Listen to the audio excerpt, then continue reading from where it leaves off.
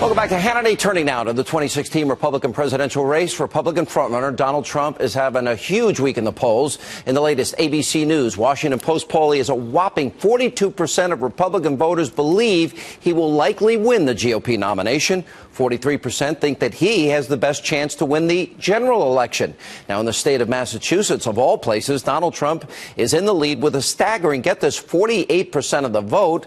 The closest competitor, Dr. Ben Carson, has 14%. Marco Rubio is the only other contender hitting double digits in the Bay State at 12%. But in a brand new Iowa poll released today by Quinnipiac University, Dr. Carson's in the lead with 28%. Donald Trump in second with 20%. Senators Rubio and Cruz round out the top four. Here with reaction, author of the brand new book called Duplicity, former Speaker of the House, Fox News contributor Newt Gingrich.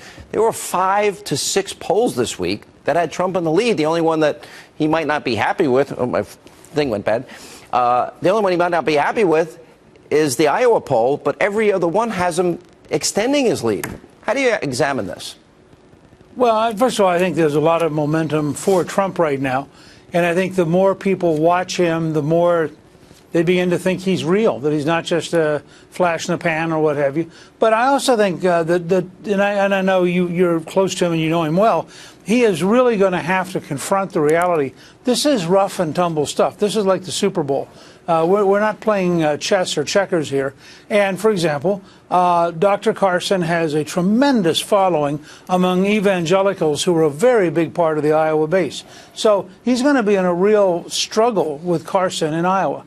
I think that presently, my prediction is you're going to see a bunch of establishment super PACs, all of them pile on Trump and start running ads attacking Trump because they've got to be terrified.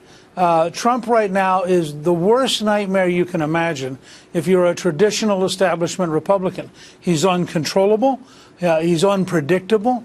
The party has been divided, at least since Reagan and Kemp and I were involved in the 70s, between a creative wing of the party and a control wing of the party. And the control wing doesn't like ideas very much and likes everything to be slow and small and a handful of people run it. The creative wing accepts a pretty high level of chaos and confusion because it believes it's part of a mass movement of millions and millions of people. Trump and Carson, and to some extent, frankly, Cruz and Fiorina all represent this creative wing that's in an insurgency against the control wing, which has frankly failed to get the job done. Yeah, and that's about 60% of Republican primary voters when you look at the aggregate of the polls together. And it also represents the 60% that feel betrayed by the Republican Party. Now, let me go back to Iowa.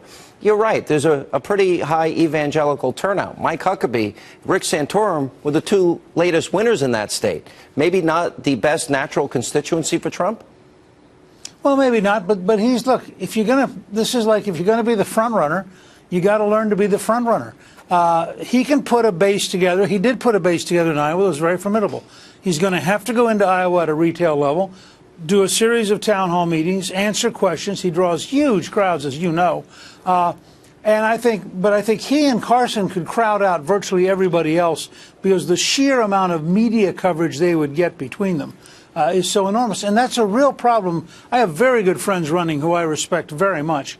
And they're having a real hard time getting into the game right now because it is so dominated by Trump and Carson. Yeah, the establishment, and you referred to this earlier, too. Byron York had an interesting piece out this week. They're already preparing to dump millions and millions of dollars. Sure. Apparently, they now believe, after months and months and months of Trump leading in the polls, they finally believe he can win. Oh, nice of them to finally wake up to that reality. And so they're planning on negative campaign ads in the early primary states, caucus states, Iowa, New Hampshire, South Carolina. Sure. What should Trump's response be? And do they risk a backfiring in this? I think they do risk backfiring. Look, there's, as you know, there's more than enough stuff in Trump's career that you can put up all sorts of stuff. I mean, he was a businessman in New York City. He didn't have policies. He had opinions. He shot his mouth off all the time. So you can go back and mine Donald Trump's material over the last 30 years, and you got a ton of stuff. What he's got to say is, look, this is what I'll do in the future. This is who I am now. And all that other stuff is junk. What he shouldn't do is get involved in fighting over that stuff. I mean, if they can suck him into fighting over his past, but he will shrink historically, dramatically. But if he can rise above it and say, I understand all these consultants have to spend all this money, and that's how they earn a living, and they're only good at being negative and mean-spirited, that's okay. Here's what I want to do to make America great again. If he can stay disciplined and stay focused, he'll survive it, and it actually will probably backfire.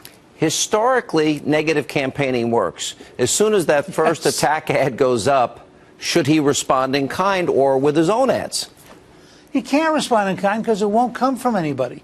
It's going to come from a super PAC that has a lot of money. Now, I did notice that a close friend of his, who's quite successful, just announced he's putting $150 million in to start a super PAC in favor of Trump. So you can have a real running brawl by the spring. But look, I'm different than almost every Republican. Republicans like the world to be tidy and neat and organized. I think it is terrific to have this fight inside the party before we get to the general election. I think the strongest candidate ought to get nominated. If that turns out to be Trump, he is going to be able to take Hillary on from a position of strength. Anybody else who stumbles through this, but it's going to be an immense amount of money spent because this is real. Trump and Carson and Cruz and Fiorina are uncontrollable by the traditional establishment, and that terrifies them. I agree with you. I actually think it's healthy in the end, all of what you described.